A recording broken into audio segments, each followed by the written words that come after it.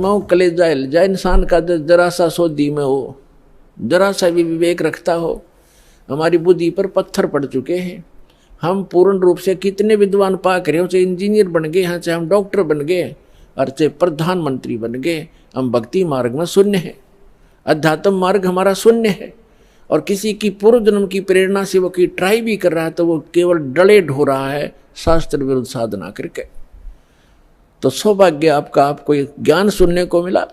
धन्यवाद करा करो उस परम पिता भगवान कबीर साहिब का कि ये ज्ञान आप तक पहुंच चुका है। इस दास को पता है या मेरे साथ जब से लगे हैं आपके भाई बहन कितना संघर्ष करके आप तक ये ज्ञान पहुंचाया। न ये काल के दूत, ये दुष्ट लोग इस ज्ञान को ऊपर नहीं आने दे रहे थे।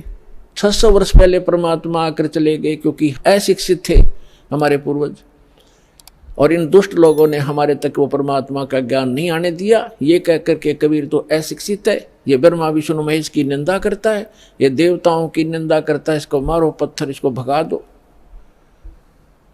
और जब से इस दास पर दया हुई परमात्मा की, या दास की नींद खुली और ये तत्व ज्ञान हुआ, उसी दिन से बेचैनी बन गई।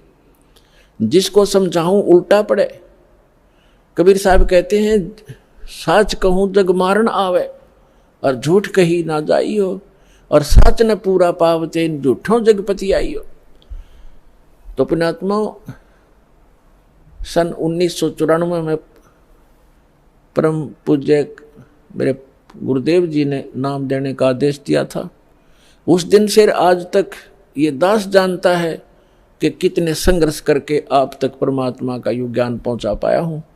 इन दुष्ट लोगों ने इतने बाधाएं की, जेल तक भेज दिया, झूठे केस बनाकर, झूठी अफवाहें फैलाकर। रामपाल गुंडा है, भुंडा है, इन्होंने बताया 1 नंबर का आदमी है और सारे विश्व के कल्याण के लिए प्रयत्नशील है।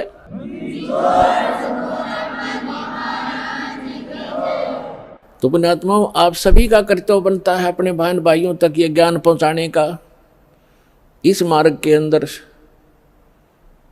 सबसे पहला आपको सहनशील बनना पड़ेगा, क्योंकि ये ऐसा ज्ञान है जो भी सुनता एक बार उसमें तूफान आता ही आता है। जैसे आप अपने छोटे भाई बहन को या बच्चे को कोई मेडिसिन खिलाते हो और उसकी जीभ पर रखते वो थूक भी देता है और रोता भी है, और अपने माता पिता के कपड़े भी पकड़ लेता है, मेरा मुंह खराब हो गया, कोई बात नहीं, प्यार से, फिर अपना ही तो है जो ऐसा कुछ कर रहा है विरोध, वो अपना ही था, उसी के प्रयत्न कर रहे हैं, उसी के लिए आप उनकी जीवन रक्षा के लिए।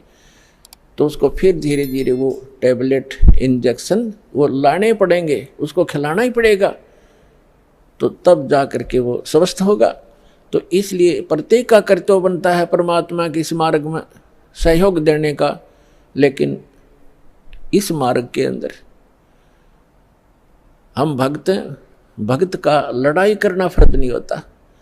परमात्मा खुद आए थे और उनके साथ कितनी बदतमीजियां की थी, उस परमेश्वर कबीर जी ने किसी को बद्दुआ भी नहीं दी। ऐसे बदसलूक किए थे, कभी बताया करेंगे, क्योंकि पहले तो आपको ये ज्ञान समझाते हैं, वेद पुराण गीता से आपको परिचित कराते हैं, ताकि फिर आपकी बुद्धि ये स्वीकार कर ले वह कि कबीर इज गॉड,